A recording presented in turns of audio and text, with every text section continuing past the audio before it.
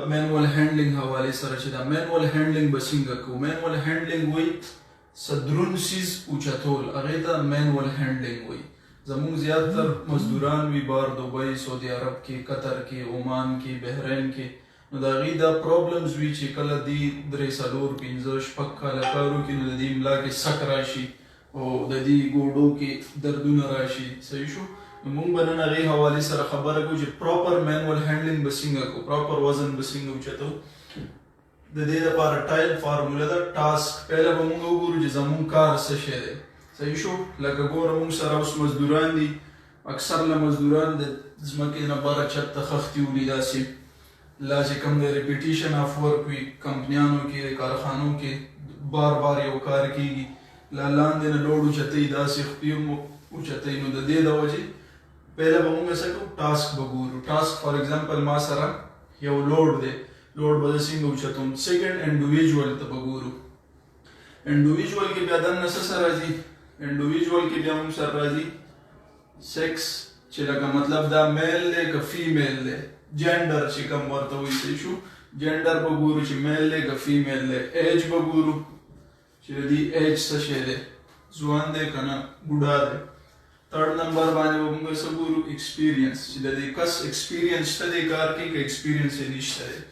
بیا ورپسې لوډ، موږ به لوډ ګورو چې لوډ موږ سره څومره دی. 30 kg پورې نارمل یو کس اوچتولی شي، دې نه چې زیاتېږي نو بیا کوشش کوو چې 2 کسان هغه لوډ اوچتوي.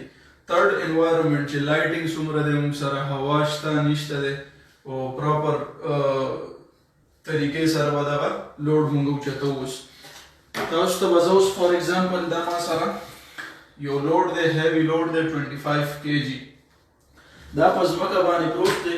زه به دا اوس څنګه اوچتوم دا لوډ.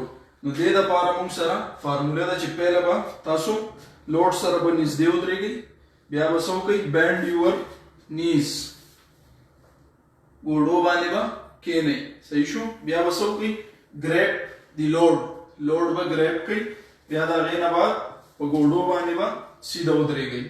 بیا چې کله دا لوډ تاسو کیری کوئ نو کوشش به کوئ چې دا لوډ سره ستاسو ویزیبیلیټي وي، تاسو ته ځای ښکاري، چې داسې نه وي څه خلک وي کاټن یې اوچتې کړي وي هغې ته لار نه ښکاري او به داسې ورسره روان وي لوډ سره.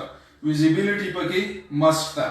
لکه اوس دې لوډ کې تاسو ویزیبیلیټي موږ سره شته دی، دا به زه وړمه داسې باډي سره به زما ټچ وي. بیا چې دا زه دلته کې واپس اقدامه زه به څه وکړمه، بینډ نیز، ګوډې باندې به کښېني and then left the load، لوډ به پرېږدي.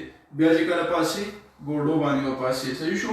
زمونږ خلکو ته پرابلمز راځي، هغې داسې وکړي چې دا لوډ دی فار ایگزامپل هغې ډایرکټ ټیټ شي، داسې ډایرکټ ټیټ شي، نو د هغې ټول زور ملا باندې راشي. چې ملا باندې راشي هغې بیا 2 3 کاله بعد چې کوم وي نو ملا کې سکونه وي، لا چې کله بوډاګان شي نو ملا کې دردونه دا څیزونه راوچتېږي. نو کوشش کوئ چې د خپل ځان خیال په خپله ساتئ او ستاسو سیفټي زموږ دپاره ډېر امپورټنټ ده. که تاسو د دنیا په هر ګوټ کې خپل د ځان خیال ساتئ، ستاسو فیملیز وي هغې دپاره هم تاسو خیال ساتئ، د خپل ځان، ستاسو ماشومان وي دغه دی. نو د دې د وجې خپل ځان سیفټي په خپله کوئ. که څوک تاسو فورس کوي په هر یو کمپني کې، په هر یو ځای کې سیفټي افیسرز وي، سیفټي انجینیرز وي، هغې ته تاسو وایئ چې دوی مونږ فورس کوي په دې کار باندې. صحیح شو؟ نو دا زموږ چې څومره هم لیبر دي کوشش کوئ چې پراپر مینوال هینډلینګ کوئ، د خپل هیلث خیال ساتئ. تھینک یو سو مچ.